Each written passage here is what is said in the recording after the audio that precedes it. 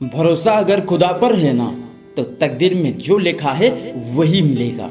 अगर भरोसा खुद पर है ना तो अच्छी से अच्छी तकदीर आप खुद ही बना सकते हो। दोस्तों, एक मज़ेदार कहानी। एक राजा साहब अपने राज्य में एक प्रजा था जो कि ऐसा क्या गलती कर दिया जो कि राजा साहब वो प्रजा को फांसी देने के लिए सुना दी।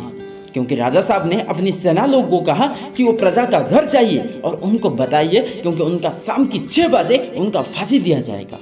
जब ऐसा ने अपनी सेना लोग जाकर उसका घर को पहुंचे तो देखे उसका घर में पार्टी चल रहा है, बहुत ही मजे कर रहे हैं। कोई इंसान है जो कि खाना बना रहा है, कोई इंसान डांस कर रहा है और कोई भी इंसान है जो कि सॉन्ग बोल रहे हैं। जब ऐसा पार्टी उन्होंने देखा तो वो इंसान को जाकर वो सेना लोग बोले कि आप वहाँ पे पार्टी कर रहे हो और राजा शाम को 6 बजे आपको फांसी देने का सजा सुनाया है। जब ऐसा बात सेना ने बता दी तो वहाँ पे जितना भी इंसान थे तो सभी ने सब कुछ छोड़ दिया बनाना।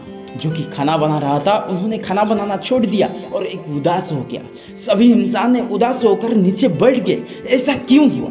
जो वो इंसान था जिसको फांसी देने वाले थे, तो वो इंसान ने बोल रहा है कि राजा साहब को तो शुक्रिया देना चाहिए क्योंकि उन्होंने शाम की 6 बजे रखे हैं, क्योंकि फांसी मेरे को देंगे शाम की 6 बजे। अभी तो मेरा पास बहुत सारा टाइम पड़ा हुआ है।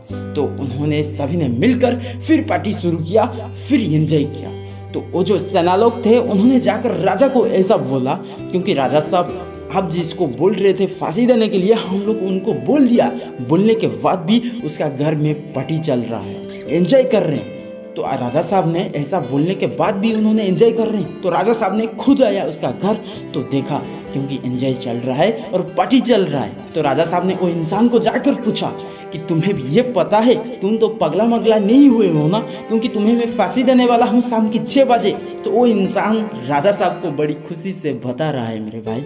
तो उन्होंने बता रहा है कि राजा साहब आपको शुक्रिया अदा करना चाहिए क्योंकि आप मेरे को शाम की 6 बजे फांसी देने वाले हो, क्योंकि अभी मेरा पास बहुत सारा टाइम पड़ा हुआ है।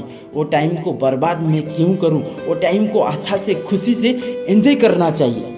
राजा साहब ने यहीं से बताया उसको, क्योंकि तुम्हारी जैसा इंसान इस धरती में कोई भी नहीं है, क्योंकि तुमको इस धरती में जिंदा रहना ही चाहिए। दोस्तों, एक छोटी सी कहानी लेकिन हमारा जिंदगी में ना बहुत बड़ी बात सिखाती है। पहले हमारा जिंदगी में जितना भी परेशानियां, जितना भी दिक्कत आता है, तो हम लोग क्या करते हैं ना, उस टाइम मायूस हो जाते हैं। उस परेशानियाँ को, उस दिक्कत को हमारा सर पे ले लेते हैं, जिसका बदौलत हम मायूस होकर बैठ जाते हैं और हमारा दिमाग काम नहीं करता है। उस टाइम हमको क्या करना चाहिए? और हम लोगों को हमेशा हमारा टाइम को बर्बाद नहीं करना चाहिए, क्योंकि हमारा टाइम का वैल्यू हम लोग को पता होना चाहिए। दोस्तों, इस छोटी सी कहानी अगर आपको अच्छी लगी हो ना, तो हर एक इंसान के पास इस कहानी को शेयर कर देना। साथ ही साथ मेरा चैनल पर आप नया हो तो प्लीज़ चैनल को सब्सक्राइब करके बेल आइकन को हिट कर देना।